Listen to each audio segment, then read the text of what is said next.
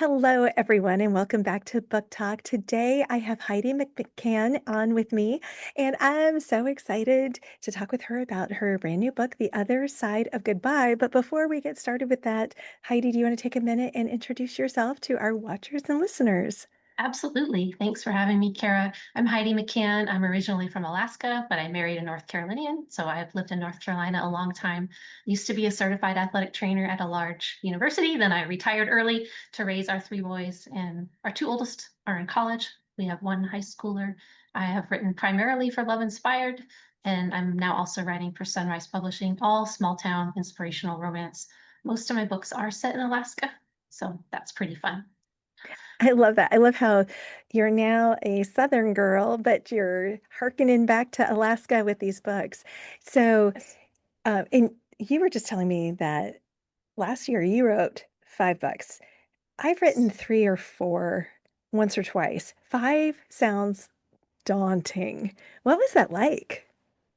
It was daunting. I did cry quite a bit in the first half of the year, just overwhelmed because I am a wife and a mom, and I try to do other things other than write books. I will say my not so secret sauce is dictation.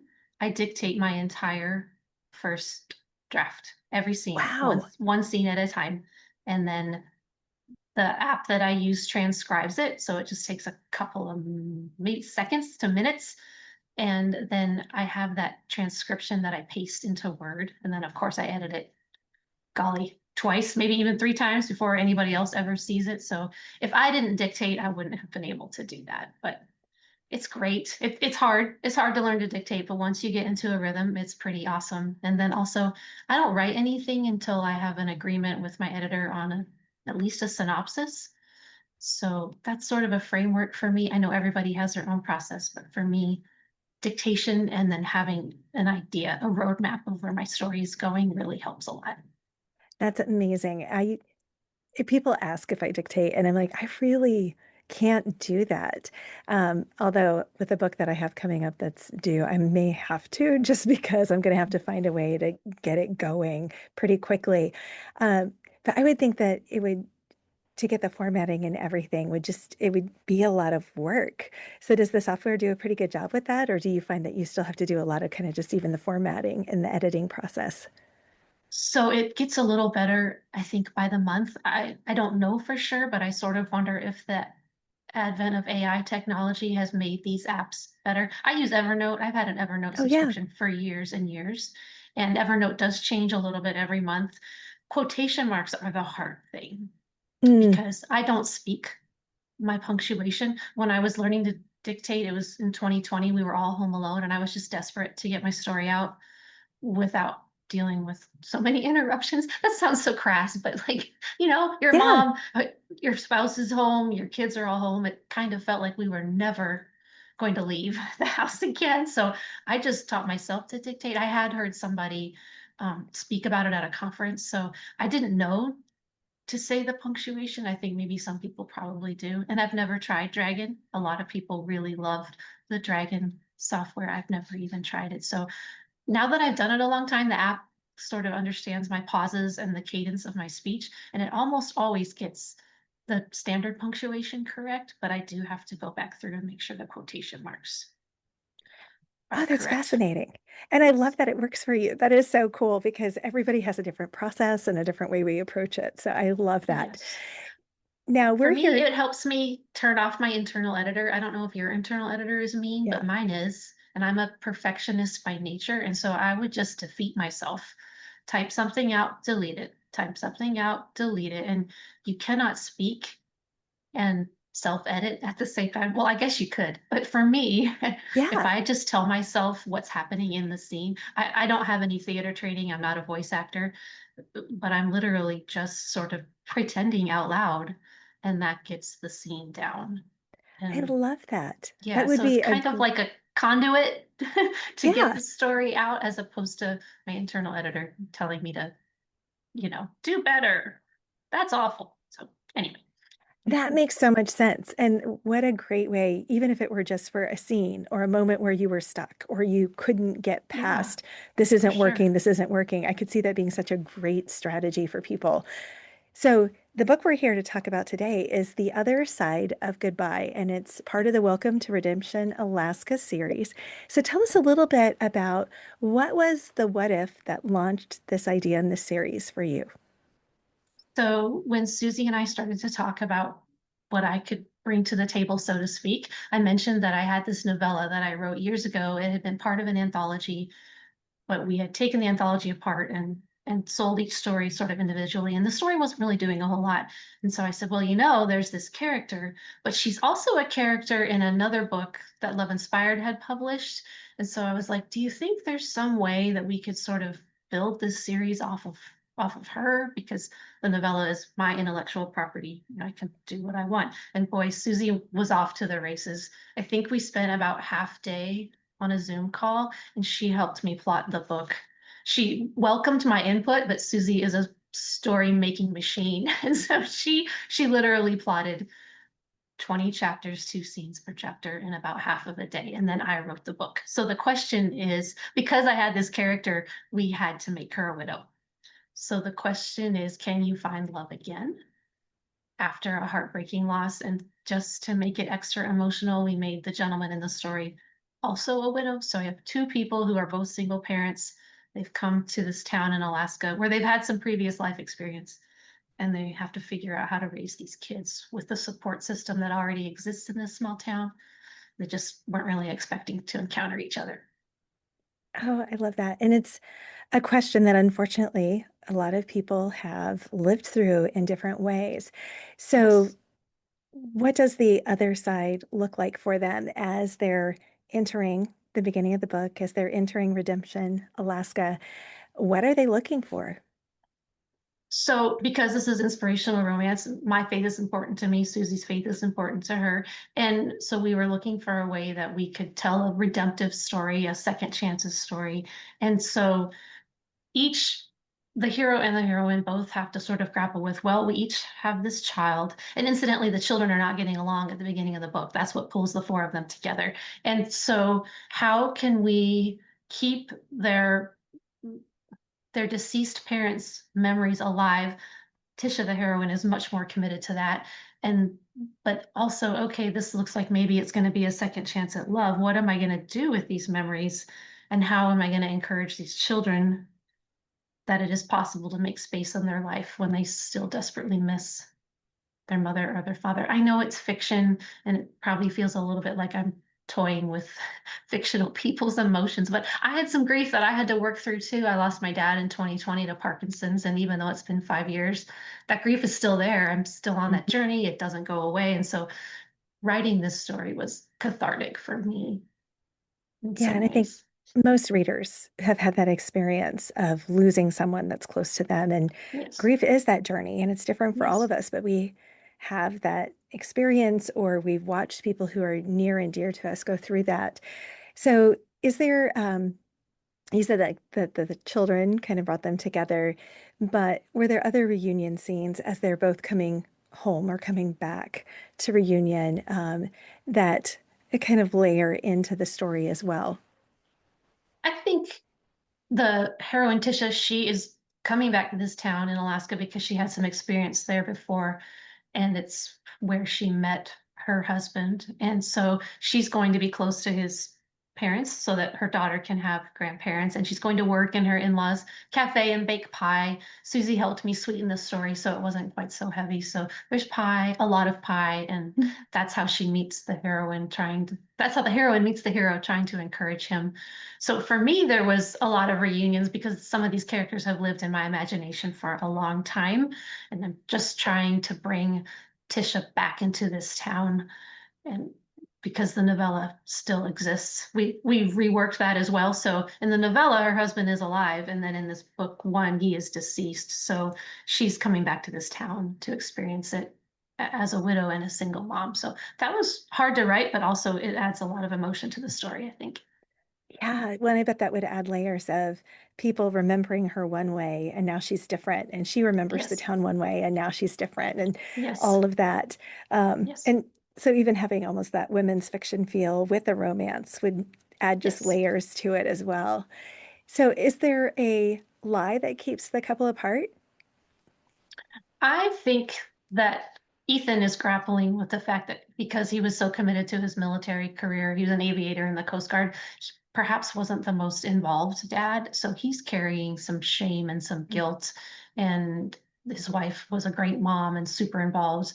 And so his son is really struggling. He doesn't know how to read and he's 8.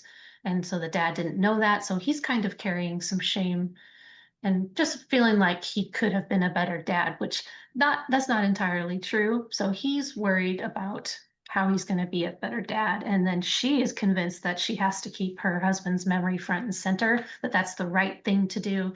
And she has come back to Alaska to spread his ashes when it's not winter, and she does not want to. And so the urn with the ashes is part of the story, and it's just sitting there. So she has to sort of grapple with this belief that, oh, I can't possibly move on. And then once she meets the hero, she realizes that she could move on and she doesn't want to Mhm. believe it. But that's kind of the arc of the story. Wow, that sounds really rich. Thank you. So, what did you learn while you were writing this book? What is there something? Because I have often learned when I'm writing that there's usually something that I usually am not aware of as I go into it, that then God's like, okay, there's something I'm taking you through as you write this book. There's something that I want you to either deal with or some lesson to learn. Was there something like that for you, or was it just a story that sometimes it's just a story and it's just something that you want to write? Oh, it's not just a story. So on that first Zoom call with Susie, she was like, I know, his ashes have to be spread in Alaska. And I just started to sob. And she was like, oh no. And I was, because incidentally, we have an urn full of ashes in our family that belong to my father that need to be spread in Alaska. And none of us want to do it. And so it was so interesting how the Lord works. And Susie could have not, there's no way she could have known that about me. There's no Yeah. way she could have known. But in our first initial conversation about the book and what it's going to be about, she was like, I know, and just brainstorming. And I was like, oh, we're going to go there. So I had to work through some grief. I had to learn to improve my craft. So when I write a love inspired book, it's like she's in the kitchen, she's holding the baby, and maybe she's talking to the hero or she's thinking about the hero. It's just like she just stays there. It's just kind of static. And I'm not saying my books are boring because I don't think they are, but in a love inspired story, not as much happens as what happens in a Sunrise Publishing novel. And so I had to learn to improve my craft and that you can have layers and layers and more layers. And Susie likes to have a character go a lot of places in one scene. And I'm like, well, that's a lot of movement. So I had to learn to move my fictional people around town, if you will. I love that. Um, and that's part of what I love about writing is that we can always learn. It doesn't matter which book I'm on. I can push myself. I can Oh, learn for a sure. new aspect of writing and all of Yes. that. So is there, when you've got a romance, there's often something like related to banter or the way the characters interact that can surprise us or make it more fun. Was there a moment as you were writing the two leads that you went, I can't believe they just said that? Yes, there again, I'm going to give credit where credit is due. This is Susie's idea, but she thought it would be really fun to play with the juxtaposition of there's this girl, this lady, she's cute, not really interested in anything right now, but she serves me pie. I don't like pie, but she serves me pie. And so he okay, fine, I'll try your dumb pie. And he doesn't really like it, and she's just floored. And so she's on sort of a quest to make a pie that he does enjoy, and so then he has to go to the school because he finds out that his son got in trouble. And she has to go to the school because she finds out that her daughter's been involved in something. And so he's sitting there in the principal's office, and the little girl kicked the little boy. And so he's just beside himself. And his friend is the principal. He's like, somebody needs to talk to this lady. And oh, somebody needs to talk to this little girl's father. And Tisha shows up and was like, well, that's not possible. He's no longer with us. And he's thinking, oh no, pie lady that I thought was kind of cute is this girl's mom. And so just the tension there of I want to be into you. Oh no, I can't be into you. And now our kids don't get along. So I had a lot of coaching. I had a lot of coaching to make that banter more bantery. Oh my gosh. So, when you're writing a book, though, that deals with widows and loss, how do you do it in a way that it doesn't feel heavy? How do you do it where it still is hopeful and it's not women's fiction. It's romantic, it's fun, it's bantery. That is a great question. It took a lot of work. I did a pretty massive rewrite, and I think, again, the pie, the cafe, I am terrible at not giving away spoilers, but it says right on the back that there's a natural disaster. So there's a natural disaster to kind of add to their need for one another. The hero has a lot of siblings, and his family has been deeply rooted in this town. So he's concerned about a family friend who's missing. So there's other things, other story goals, and the siblings are pretty bantery, not too sarcastic or anything, but it is a balancing act, and I needed a lot of coaching for that. Yeah, because it can be you want to root it in real life and real emotion, but you also want to have it be something where people don't walk away from the book going, oh, okay, that was Oh yeah, depressing. that would yes, that would not go well, especially since there's four more books in the series, right? I want people to keep reading. Yeah, exactly. So was there a moment when you were writing this one? Because you're writing a lot, you got a lot of edits, but was there a moment with this one when you were like, this was a terrible idea. I shouldn't have even started. I should have just walked away. Oh yes, at least twice. I thought that. And actually in the second book in the series, I had an even harder time that required also a significant rewrite. But then things started to click for book three. And I, yes, so anytime you've put your heart and soul into something and you feel like you've shown up and done your best work and you kind of miss the mark, that hurts, right? I take it very personally and pretty hard on myself. And so, but a lot of prayer. And I think it would be inaccurate if I didn't mention that I asked for this. I prayed really hard. In the summer of 2024, I think the Lord probably got tired of hearing from me because I was like, are you kidding me right now? I have come all this way, 12 years. I've wanted this my whole life. Come on. Where's my next book deal? And God can take our big words and our big feelings. He was not at all put out, but I do think finally he was like, all right, okay. So I did ask for this and I got a huge, giant, abundant blessing. So the Lord and I had more conversations where I was like, all right, I did ask for this. Can you please equip me? Because I'm crying a lot. And he did. And here we are. And now I know that I can write fairly well and write quickly, and with Susie's coaching and the whole team at Sunrise working hard to produce these books, it's possible. It's Yeah, possible. that's amazing. I love that you just really leaned in and were like, okay, God, I asked for it. You gave it. Now help. Yes, please help. And I have a very supportive family. I think that matters a lot because if I were married to me, I would have been like, are you sure? Like this. And also I have children who are creative and I feel like they need to see their mom or their dad or somebody in their life chasing a big dream, but also struggle and fail and get back up. Like that Yeah. matters a lot. Oh, absolutely. Yeah. Absolutely. It's not easy being creative. It's a No, hard life. It's a no. hard life. And this is a business, right? Like Yeah. you can't I can't write whatever I want. That would be amazing. If I wrote something and the world just clamored to have it, great. That would be super. But it's a business and your art needs to sell in a very crowded global marketplace. And I think that's important to remember too. Absolutely. So, if a book club were to pick this up, is there a question that you would love to be a fly on the wall and listen to them discuss about this Oh, book? that strikes fear in my heart. I Um, love being with book clubs and hearing them talk about my book and my characters. I would like to have that experience. I think I haven't done it too much. I've done it sort of locally, like a small group of women are like, oh, come over. And when they're right there in the room with you, I get a little intimidated because readers think about things. I mean, I'm a reader, but I read differently, I think, than someone who doesn't write as well. So I would love to hear what they have to say about the grief journey of the characters because grief and loss are universal, and I'm sure everybody sees that from a different lens and would have a different opinion. So I would like to hear more because right now the readers are reaching out and saying there's so much pie, I don't really even like pie, but now I need pie. So in addition to the nice comments about the pie, I would like to hear what they have to say about the grief aspects of the book. I love that. Okay, so as we wrap up, a couple of quick questions. Sure. 3 words for the book's vibe. Ooh, second chance romance, cozy, and small town. Okay, and that kind of leans into the next question. One trope you embrace, which is second chance romance, but is there one that you kind of turned on its head? I don't write too many stories where both people have lost their spouses. So to me, I think second chance romance, I think of like you had a relationship before, maybe you were childhood or high school sweethearts, and now this is your second chance.